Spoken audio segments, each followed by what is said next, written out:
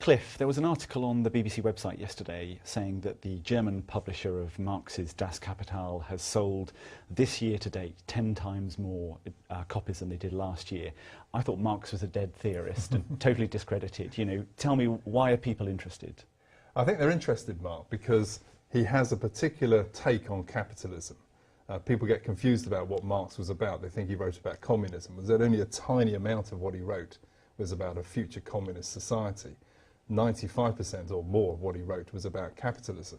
So it's his analysis of capitalism that people are interested in because of the problems that we're facing at the moment, and that's why it's pertinent. And if you like, I can take you through his theory of crisis, which is the kind of central bit that's pertinent to what we're Yeah, that'd be fantastic if you could, yeah. Well, if you stand over there, and I'll tell you all about it, right? It starts with the labour theory of value, okay, which was not something that Marx invented. This is from Ricardo and Smith, classical economists of the 18th and 19th century.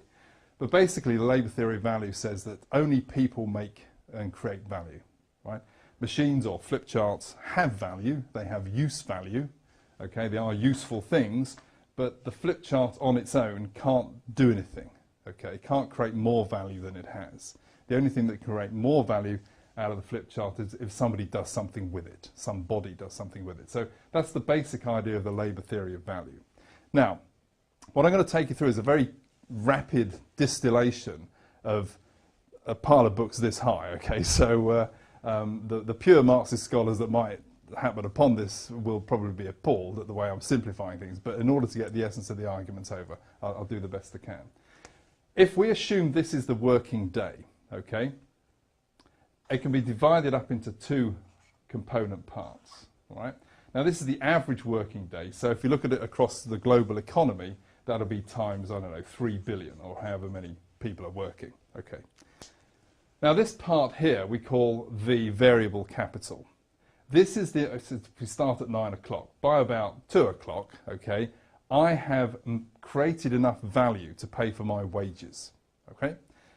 All the time that I then work for the rest of the afternoon is creating what Marx calls surplus value, right? Now, surplus value is the source of profit, okay? And clearly, if this line can move, depending on various changes in the economy, which I'll briefly explain in a moment. Now, the ratio of these two, S over V, Marx calls the rate of surplus value, and we'll see how this is crucial in a moment. Okay, that's the first thing. Now, the rate of profit, which is the crucial measure here, is surplus value over variable capital, which is the amount that's funding the wages here, okay, and this thing here called C, which Marx calls constant capital.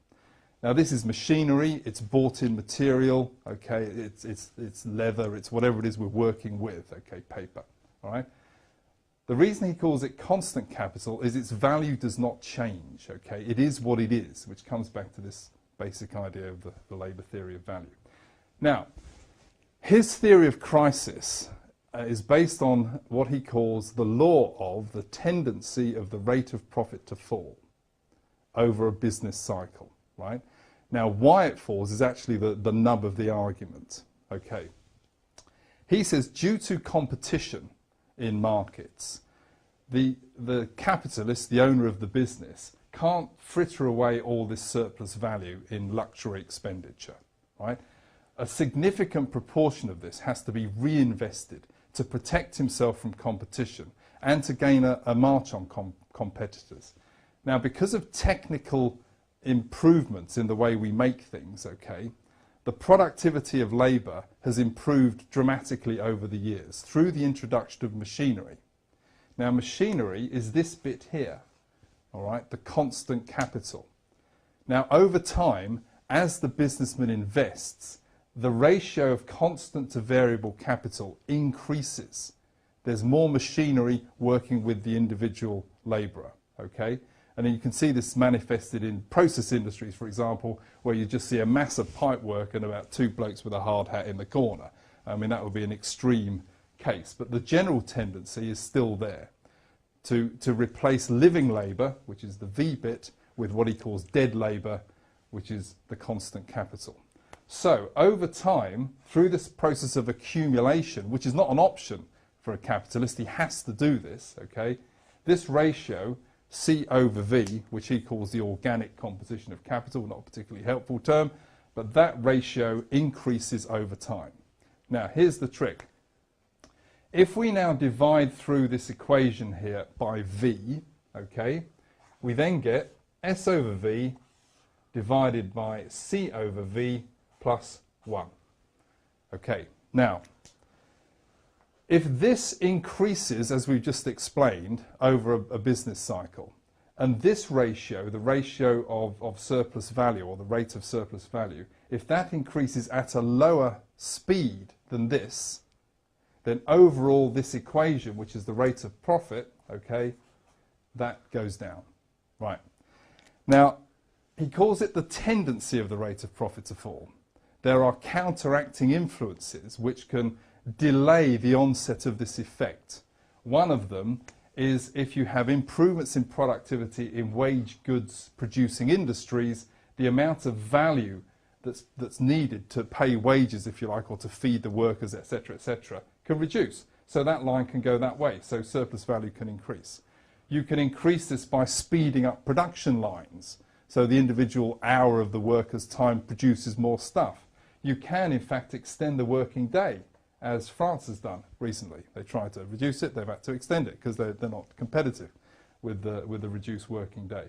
And foreign trade and globalization, as other things that Marx suggested, can reduce the tendency of this to fall.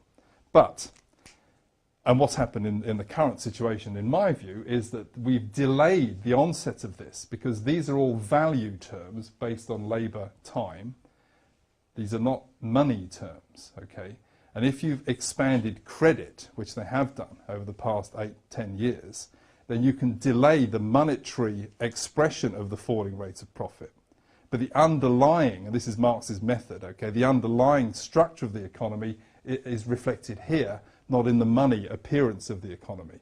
And eventually, it all falls down, and that's the situation that we're in because people realise that the rate of profit has fallen. Okay, has fallen, right. How do we get out of the problem, which is the final bit, guys? So, is this. The crisis causes businesses to go bust, okay? There's also consolidations within industries where firms combine together. Sometimes in some process industries there's mothballing of plants, right? Now what that does is it takes C out of the system. Constant capital is then taken out of the system. So this reduces. As businesses go bust, the reserve army of unemployed, as Marx called it, increases. That places downward pressure on wages, okay? Because people are competing for jobs, they'll take a job at a lower pay, etc. And what that does is it reduces V, okay? So if we've reduced that and we've reduced that, then overall that equation gets restored, the rate of profit recovers, and then we're back on another cycle of accumulation, which might last 10 years, 15 years, who knows? You can't predict with any degree of certainty here. But that's the basic theory, okay, and that's maybe why people are looking to buy Das Kapital. Okay. Cliff, thanks very much indeed. That's been a very quick run through of some of Marx's key ideas, but that will give me lots to think about over the rest of this week and beyond. So thanks very much indeed. Okay, Mark, you're welcome.